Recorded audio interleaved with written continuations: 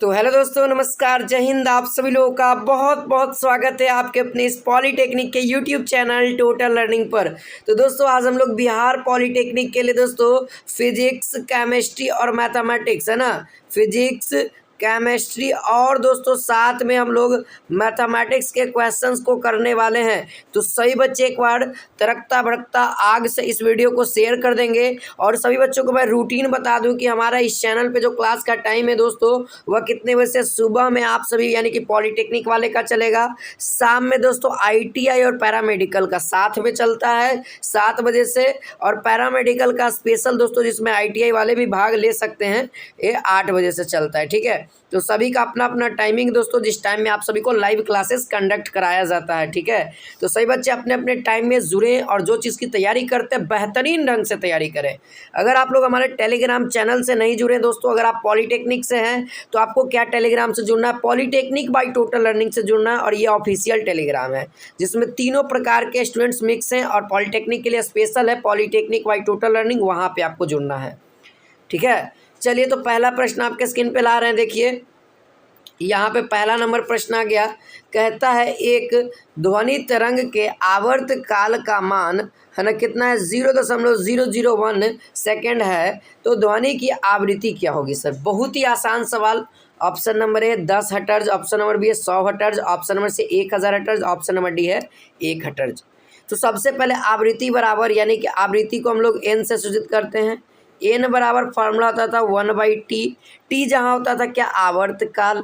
आवर्तकाल कितना दिया हुआ है सर? 1/1 1000 लिख सकते हैं। लिख सकते हैं कि नहीं लिख सकते हैं? जब पॉइंट हटाइएगा तो नीचे में क्या आ जाएगा, 3 0 आ जाएगा, यानी कि 1000। और जब इसको आप कैलकुलेट करिएगा तो कितना आ जाएगा, 1000। और ये क्या है सर, आवृत्ति। आवृत्ति का यूनिट क्या होता है, हर्ट्ज। तो ऑप्शन नंबर सी वाले विद्यार्थियों का यहाँ पे करेक्ट होगा कि नहीं होगा? 1000 हर्ट्ज हमारा सही आंसर हो जाएगा। ठीक है, क्लियर है सही बच्चों को? क्लियर है ना? चलिए अगला प्रश्न देखते हैं। ये सब पॉलीटेक्निक के प्रीवियस ईयर एग्जाम में आपके एग्जाम में पूछा गया दोस्त। यहाँ पे देखिए क्वेश्चन नंबर दूसरा कहता है, बहुत ही इंपॉर्टेंट है, निम्नलिखित में से कौन सदिश राशि है? निम्नलिखित में से कौन एक सदिश राशि है? ऑप्शन नंबर ए है ताप, ऑप्शन नंबर बी है विस्थापन, ऑप्शन नंबर सी है चाल, ऑप्शन नंबर डी है कार्य। तो सबसे पहले हम लोग समझते हैं दोस्तों सदिश राशि होता क्या है। तो वैसा राशि दोस्तों जिसको प्रदर्शित करने के लिए परिमाण, है ना, परिमाण के साथ साथ दिशा की जरूरत हो। परिमाण के साथ साथ क्या हो, दिशा भी हो, कि क्या हो, दिशा भी हो, यानी डायरेक्शन भी हो। तो वैसे राशि को हम लोग क्या कहते हैं, सदिश राशि कहते हैं। इसका ट्रिक है दोस्तों, ठीक है, 80% दोस्तों जितना भी व और ब से बनल जितना भी शब्द है वो क्या है, सदिश राशि है। केवल विद्युत धारा को छोड़ करके। विद्युत धारा भी एक प्रकार के सदिश राशि होता है, लेकिन इसका योज्यता का नियम नहीं पालन करता, इसीलिए यह, इसमें विद्युत धारा में भी डायरेक्शन होता है लेकिन ये योज्यता का नियम का पालन नहीं करता, इसके लिए यह सदिश राशि नहीं है। और बाकी सब सदिश है। देखिए वह आ गया ना, तो वह से हमारा क्या होगा, विस्थापन, है ना। विद्युत धारा तो हमारा एक अदिश राशि होगा जिसमें केवल परिणाम की आवश्यकता है। ताप क्या है, अदिश राशि है। चाल क्या है, अदिश राशि है। कार्य क्या है, अदिश राशि है। अदिश राशि का एक सिंपल सा ट्रिक है दोस्तों जिसको याद रखना है, उस आर्द्रता को चाबी दो, ये अदिश राशि का है। और वह 80% जितने भी शब्द हैं वो सदिश राशि हैं। जैसे त्वरण, है ना, त्वरण का नाम जानते होंगे, सुने होंगे आप लोगों ने, है ना। त्वरण में भी क्या है, वह है, इसको भी चलने के लिए डायरेक्शन की आवश्यकता होती है, किसी पार्टिकुलर डायरेक्शन में जाता है। तो ये भी क्या हमारा एक सदिश राशि है ना। वेग, वेग के बारे में जानते हो, यह भी क्या है, सदिश राशि है। लेकिन अगर चाल की बात कर दे तो चाल हमारा क्या है, एक प्रकार की अदिश राशि है। क्लियर है ना। इसी तरह के बहुत तरह के शब्द हैं, आप लोग को याद करना पड़ेगा। चलिए यहाँ पे क्वेश्चन नंबर तीसरा आप लोग देख सकते हैं। क्वेश्चन नंबर तीसरा कहता है एक पिंड का भार m तथा दूसरे पिंड का भार 2m है, क्रमशः 3h एवं h मीटर की ऊंचाई पर रखे जाते हैं, तो इनके स्थितिज ऊर्जा का अनुपात क्या होगा? बहुत ही सिंपल प्रश्न आपके एग्जाम में पूछा गया है। पॉलीटेक्निक के एग्जाम के लिए इंपॉर्टेंट है सर ये सब प्रश्न। देखिए ये स्थितिज ऊर्जा का अनुपात पूछा है ना, तो पहला वाला पिंड का भार कितना है, m, और उसका हाइट कितना है, 3h। तो चलिए स्थितिज ऊर्जा को हम लोग पोटेंशियल एनर्जी कह देते हैं। P1 का वैल्यू क्या होता है, mgh होता है। पहले आपको मैं बता दूं, P का मान बता दूं कि जो पोटेंशियल एनर्जी तो क्या होता है, mgh। m जहाँ मास, g जहाँ क्या है, ग्रेविटी एक्सीलरेशन, है ना, गुरुत्वीय त्वरण, और h जहाँ क्या है आपका हाइट। तो पहला वाला पिंड के लिए यानी कि P1 का वैल्यू कितना हो जाएगा, यहाँ तो M रखना ही रखना है, G रखना ही रखना है, और गुने H के जगह पे क्या रखना है, 3H रखना है। तो देन सिमिलर हम लोग कह सकते हैं सर 3mgh लिख सकते हैं P1 का वैल्यू। सेम इसी तरीके से दूसरा वाला पिंड का निकाल देते हैं। अब की क्या रखना है, 2 रखना है, mg और H के जगह पे क्या रखना है, H ही रखना है। तो बताइए, अब कहता है कि स्थितिज ऊर्जा का अनुपात, अगर मैं को P1 बटा में P2, तो आप लोग क्या करिएगा, P1 P2 में क्या होगा, ये ख़त्म होगा, है ना। तो यहाँ पर से P1 का वैल्यू कितना हो जाएगा, 3/2। तो यानी कि 3:2 ऑप्शन नंबर ए में देख सकते हैं, 3:2 आ गया ना हमारा आंसर, है ना। 3 ऊपर है 2 नीचे है, ध्यान रखना है ऑप्शन नंबर ए हो जाएगा। क्लियर है, उम्मीद है समझ में आ गया होगा। फॉर्मूला याद होगा तो ये सब प्रश्न आसानी से समझ में आ जाएंगे। चलिए अब अगला प्रश्न की ओर बढ़ जाते हैं। क्वेश्चन नंबर यहाँ पे चौथा। अब चौथा कहता है दोस्तों, किसी पिंड का वेग दुगना कर देने से उसकी गतिज ऊर्जा होगी। किसी पिंड का वेग यानी वेलोसिटी को हम क्या कर रहे हैं, 2v कर रहे हैं। क्या कर रहे हैं, 2v कर रहे हैं। तो गतिज ऊर्जा क्या होगी, सबसे पहले आप लोग को दोस्तों गतिज ऊर्जा का फॉर्मूला होना चाहिए, के ई का यानी कि काइनेटिक एनर्जी का फॉर्मूला होना चाहिए। क्या होता है, चलिए मैं बता देता हूँ, याद रखिएगा 12mv² यानी वेलोसिटी का स्क्वायर। हम लोग v के जगह पे क्या भरेंगे सर, वेग को दुगना कर रहा है यानी कि 2v भरेंगे ना। तो यहाँ पर से हम डायरेक्ट भर दें, वेग के जगह पे 2v का होल स्क्वायर हो गया। तो यहाँ पे कितना हो जाएगा, 4 हो जाएगा। तो यहाँ पर से हम लिख दें 12mv² इंटू 4। तो ये तो हमारा ई के हो गया, कितना गुना हो गया, 4 गुना हो गया, यानी ऑप्शन नंबर सी हम लोग टिक कर सकते हैं, चौगुनी हो जाएगी। कितनी हो जाएगी, चौगुनी हो जाएगी। क्लियर है, उम्मीद है सब बच्चों को समझ में आ रहा होगा ना। ये सब कॉन्सेप्ट आपको क्लियर करने होंगे सर, तभी जाकर के प्रश्न लगेंगे आपके एग्जाम में। देखिए फिजिक्स का क्वेश्चन नंबर 5 प्रश्न कहता है समवेग का विमा।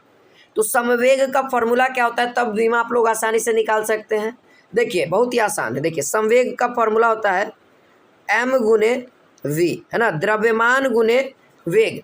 तो द्रव्यमान का विमा क्या होता है सर, m होता है, वेग का विमा L(T)⁻⁻1।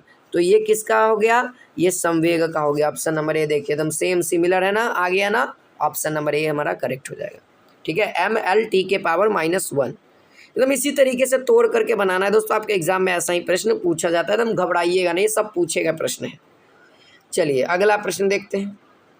ये देखिए क्वेश्चन नंबर यहाँ पे 6 कहता है निम्नलिखित में से एल्युमिनियम के मिश्र धातु चुनिए। यानी एल्युमिनियम का कौन सा मिश्र धातु, option number stainless steel, option number B है पीतल, ऑप्शन नंबर डी है ड्यूरालुमीन और ऑप्शन नंबर डी है लाल हेमेटाइट, है ना। तो चलिए इसका आंसर मैं बता देता हूँ। एल्युमिनियम का जो मिक्स धातु है ना वो कौन है, ड्यूरालुमीन। ध्यान रखना है ड्यूरालुमीन इसका करेक्ट आंसर होगा दोस्तों, option number C is the correct answer. ठीक है, सब याद करते चलिएगा, क्वेश्चंस बहुत ही इंपॉर्टेंट है। चलिए अगला प्रश्न देखिए, यहाँ पे क्वेश्चन नंबर 7 कहता है निम्नलिखित में से किस यौगिक में क्लोरीन है। यानी कि ऐसा कौन सा यहाँ पे जो यौगिक है उसमें क्लोरीन पाया जाता है। सभी विद्यार्थियों के मन में डाउट चल रहा है, सर ऑप्शन नंबर बी हमारा करेक्ट होगा आंसर, एकदम सही जा रहे हैं आप लोग। अगर बच्चा ऑप्शन नंबर बी बता रहे हो यानी कि साधारण नमक, तो साधारण नमक क्या होता है, आयोडीन पूर्ण होता है, यानी कि NaCl is the correct answer दोस्तों, है ना। यानी सोडियम भी होता है और क्लोरीन भी होता है। ठीक है, तो नमक में क्या होता है, सोडियम भी होता है, क्लोरीन भी होता है, तो याद रखिएगा। चलिए आगे बढ़ते हैं। क्वेश्चन नंबर यहाँ पे 10 कहता है 10 ग्राम CaCO3 को गर्म करने पर प्राप्त कार्बन डाइऑक्साइड गैस का भार क्या होगा। यदि परमाणु द्रव्यमान कैल्शियम का 40, कार्बन का 12 और ऑक्सीजन का 16 है तब। देखिए बहुत ही सिंपल है दोस्त, यहाँ पे हम एगो CaCO3 को लेकर चलते हैं, रिएक्शन करते हैं, हीट करेंगे तो क्या हो जाएगा CaO, फिर क्या हो जाएगा CO2, है ना। तो यहाँ पर से कितना हो जाएगा, जब इसको आप लोग कैलकुलेट करिएगा तो ये निकलेगा 100 ग्राम में कितना हो जाएगा, 10 ग्राम CO2 निकलेगा।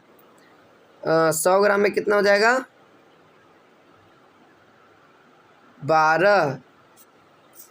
12 और 32 कितना हो जाएगा जी, 46 न होगा, है ना। 12 और 32 कितना हो जाएगा, 44, है ना, 44 हो जाएगा। 12 32 कितना हो जाएगा, 44। देखो ये 100 ग्राम में 44 ग्राम क्या है, कार्बन डाइऑक्साइड है। हमसे क्वेश्चन क्या है, 10 ग्राम CaCO3 में। CaCO3 कितना है, 100 ग्राम में कितना है, 44 ग्राम होता है। तो हमसे क्वेश्चन कहा है दोस्त, ये 44 ग्राम क्या होता है, CaCO3, ठीक है, सॉरी CO2। अब हम क्या कहा, 10 ग्राम में, तो क्या करिएगा, 44/100 गुने 10 कर दीजिएगा, 1 0 से 1 0 खत्म, कितना बचेगा, 4.4 ग्राम, 4.4 ग्राम कार्बन डाइऑक्साइड होगा, है ना। 10 ग्राम CaCO3 को जब गर्म करेंगे तो कितना कार्बन डाइऑक्साइड छूटेगा, 4.4 ग्राम, यानी कि ऑप्शन नंबर डी दोस्तों करेक्ट होगा, ठीक है ना। चलिए आगे बढ़ते हैं। अगला प्रश्न देखिए, क्वेश्चन नंबर यहाँ पे 9 कहता है, किसी परमाणु का परमाणु द्रव्यमान 23 है, यानी कि परमाणु मास दे दिया आपको, कितना, एटम मास 23, उनकी परमाणु संख्या कितनी है, 11। उस परमाणु के वर्तमान न्यूट्रॉन की संख्या क्या होगी। न्यूट्रॉन की संख्या पूछ रही है हमसे। देखिए न्यूट्रॉन की संख्या निकालने के लिए दोस्तों एक फॉर्मूला होता है, मास में से आप क्या कर दीजिए, परमाणु संख्या को घटा दीजिए, है ना। मास में से अगर परमाणु संख्या को घटाते हैं तो वो क्या निकलेगा, न्यूट्रॉन की संख्या निकलेगा। तो मास हमारे पास कितना है, 23 में से 11 घटा दीजिए, कितना आ जाएगा, 12 इसका आंसर होगा। ऑप्शन नंबर सी देख सकते हैं, 12 इसका आंसर हो जाएगा। क्लियर है, उम्मीद है क्लियर होगा। तो इस बच्चे को देखो, आप लोग लाइक और शेयर नहीं करते हो, चैनल को सब्सक्राइब नहीं करते यार, चैनल को सब्सक्राइब और इस वीडियो को एकदम फैलाना है, जितने भी पॉलिटेक्निक के स्टूडेंट्स हैं सबको लाइए यहाँ पे। चलिए अगला प्रश्न देखिए, क्वेश्चन नंबर यहाँ पे 10 कहता है, मेंडलीव की आवर्त सारणी में तत्वों के वर्गीकरण का आधार क्या है। मेंडलीव का आवर्त सारणी जो था दोस्तों, उसमें तत्व को किस तरीके से सजाया गया है ना। तो यहाँ पे इसका आंसर याद रखना है दोस्तों, मेंडलीव के आवर्त सारणी में वह द्रव्यमान पर सजाया गया था, लेकिन जो आधुनिक आवर्त सारणी है वह किस पर समझाया गया है, तो वह परमाणु संख्या पे, है ना, परमाणु संख्या पे आधुनिक वाला। लेकिन मेंडलीव वाला किस पे था, पुराना वाला, वो था द्रव्यमान पे, जो कि बहुत ही गलत। परमाणु संख्या पे जैसे ही सजाया गया सारा चीज़ उसका सज गया, द्रव्यमान, आयतन, घनत्व, सारा चीज़ सज गया। क्लियर है। चलिए अगला दोस्तों क्वेश्चन नंबर 11 है, ऑक्सीजन के 72 कक्ष में इलेक्ट्रॉन की संख्या कितनी होती है। ऑक्सीजन का परमाणु संख्या कितना होता है, सबसे पहले इसको क्लियर होना चाहिए, 8 होता है। 8 को करेंगे 2 और 6 में तोड़ेंगे, यही ना तोड़ेंगे, 6 2 8। तो बाहरी कक्षा में कितने electron, 6 electron. Option number C tick कर दीजिए, आपके एग्जाम में पूछा गया सवाल दोस्तों, है ना। चलिए उम्मीद है समझ में आया होगा। अब मैथमेटिक्स के क्वेश्चंस को क्लियर करते हैं थोड़ा बहुत, है ना। क्वेश्चन नंबर 12 कहता है, 5 सेंटीमीटर तथा 7 सेंटीमीटर त्रिज्या वाले दो गोले का आयतन का अनुपात क्या होगा। देखिए 5 सेंटीमीटर और 7 सेंटीमीटर त्रिज्या वाला दो गोला है। अब दोनों गोला का अनुपात होगा, तो दोनों का आयतन का अनुपात निकालना है ना। 5 सेंटीमीटर का आयतन और इसका आयतन, दोनों का अलग अलग आयतन निकाल के दोनों को बटा में कर दीजिए, वही आपका रेशियो आ जाएगा। तो देखिए इसका जो सरल सा आंसर होगा, देखिए सबसे पहले पहला वाला का क्या हो जाएगा, पहला वाला के आप लोग क्या करिएगा, 4/3 पाई आर क्यू होगा, आयतन है तो पाई आर क्यू होगा, बट्टा में 4/3 पाई आर क्यू होगा। सेम होगा प्रोसेस, तो हम लोग क्या करते हैं, सीधा सीधा आप लोग कह सकते हैं ना सर, पहलका का क्यूब कर दीजिए, बट्टा में दूसरका का क्यूब। 5 का क्यूब कितना हो जाएगा, 125, और ये दूसरका का क्यूब 7 का क्यूब कितना होगा, 49 गुने 7 करेंगे तो 343 जहाँ तक आ जाएगा। तो ये हमारा आंसर हो जाएगा 105। देखिए आ गया ना आंसर। तो सेम एकदम बहुत ही आसान सा सवाल पूछेगा, फार्मूला बेस्ड पूछेगा, आपको सॉल्व करना रहेगा, ठीक है। चलिए आगे बढ़ते हैं। अगला प्रश्न है दोस्तों, क्वेश्चन नंबर 13 कहता है, cos 90 - x किसके बराबर है। cos 90 - x किसके बराबर है, cos 90 - cos x। Option number B है sin x, option number C है -sin x, option number D है cos x। देखिए cos में 90 है ना, 90 में घट रहा है, cos 90 रहता है तो चेंज हो जाता है, यानी कि sin हो जाएगा, है ना। अब घट रहा है यानी कि sin x, लिख दीजिए डायरेक्ट। ऑप्शन नंबर बी हमारा करेक्ट हो जाएगा। क्या हो जाएगा, ऑप्शन नंबर बी हमारा करेक्ट हो जाएगा, ठीक है। चलिए आगे बढ़ते हैं। क्वेश्चन नंबर यहाँ पे 14 कहता है, निम्नलिखित में से किसका मान सबसे कम है।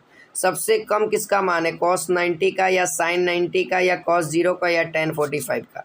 तो सबसे पहले हमको सबका वैल्यू पता होना चाहिए, तब जा करके हम करेंगे। तो देखिए इसका वैल्यू क्या होता है, 0 होता है, इसका वैल्यू क्या होता है, 1 होता है, इसका वैल्यू भी 1 होता है, और फिर इसका वैल्यू √2 होता है। तो बताइए किसका वैल्यू सबसे कम है। तो आप सभी को पता है ऑप्शन नंबर ए 0 सबसे कम नज़र आ रहा है हमारा, है ना। नेगेटिव में रहता तो वो सबसे कम हो जाता है, लेकिन अभी तो हमारे को 0 नज़र आ रहा है, तो ऑप्शन नंबर ए हमारा करेक्ट हो जाएगा। ठीक है, चलिए अगला प्रश्न है दोस्तों, क्वेश्चन नंबर 15 कहता है यदि tan x बराबर 12/5 है ना। देखिए यहाँ पर से क्या दिया हुआ है, tan थीटा का ये चाहे tan x का ये, ठीक है।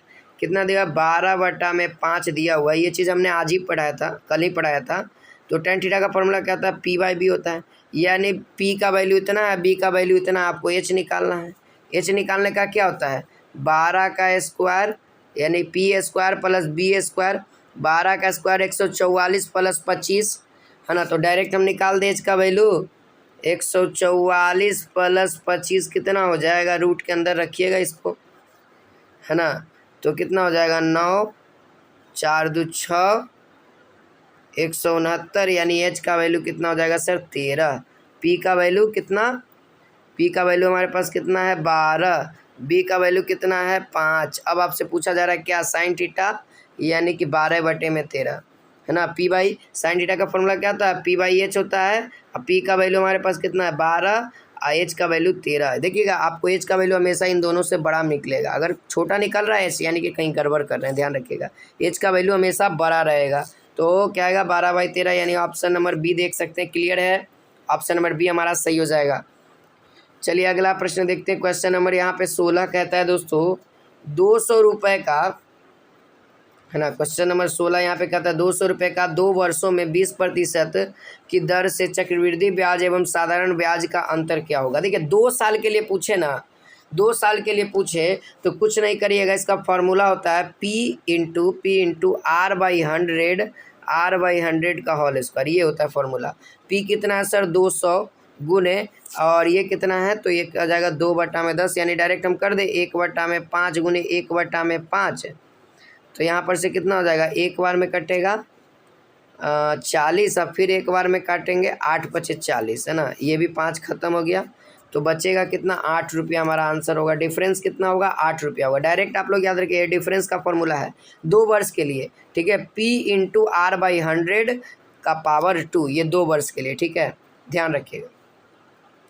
चलिए उम्मीद है ये चीज़ क्लियर है, हर एक चीज़ क्लियर कराते चलूँगा। डेली आप लोग लाइव जुड़ा करिए। क्वेश्चन नंबर 17 कहता है 25 का 0.25% किसके बराबर है। Option number A 6.25, option number B है 0.625, ऑप्शन नंबर सी है 0.0625, ऑप्शन नंबर डी है 0.00625। तो सबसे पहले हमको किसके बराबर यानी इसका मान पूरा निकालना पड़ेगा। तो इसका मान निकालना कोई हार्ड काम नहीं है। देखिए 25 का मतलब क्या होता है, गुना। तो यहाँ पर से सबसे पहले 25 कर दीजिए, पॉइंट हटाइएगा कितना हो जाएगा, 100 हो जाएगा। आइए प्रतिशत हटाइएगा तब भी 100 जाएगा, 100 जाएगा ना। तो 25 से कम 25, अब 25 से कम 25 4, और ये 4, तो कितना हो जाएगा। या आप डायरेक्ट भी कर सकते हैं, या इतना काटने की कोई आवश्यकता नहीं है, ठीक है। हम क्या करते हैं, इसको गुना करते हैं, कितना आ जाएगा 625 बट्टा में कितना हो जाएगा, के 0 4 0। अब यहाँ पर से क्या हो जाएगा 4 0, तो यहाँ पर हो जाएगा 0.0625, ये हमारा आंसर हो जाएगा, ठीक है। यानी 4 अंक के बाद है ना, 4 अंक के बाद पॉइंट बैठा देना है। तो ये 3 अंक है, तो एगो अंक और चाहिए, तो 0 एगो, यानी ऑप्शन नंबर सी हमारा करेक्ट हो जाएगा, देख सकते हैं, ठीक है। इतना तो आपको नियम पता ही होगा दोस्तों। उम्मीद है आज की क्लास आप सभी को अच्छी लगी होगी तो इस वीडियो को लाइक और शेयर करिएगा, और डेली आप सभी लोग जुड़िए। और जो लोग हमारे टेलीग्राम से नहीं जुड़े हैं, ये ऑफिशियल टेलीग्राम है पॉलीटेक्निक के लिए। आपको क्या जुड़ना है, आपको क्या सर्च करना है, देखिए इससे भी जुड़ जाइए आप लोग। और एक और है पॉलीटेक्निक, ठीक है, special for polytechnic by total learning search करिएगा तो आ जाएगा, वहाँ पे भी जुड़ जाइएगा, ठीक है। तो मिलते हैं दोस्तों नेक्स्ट वीडियो में। आज के लिए इतना ही, तो जय हिंद जय भारत।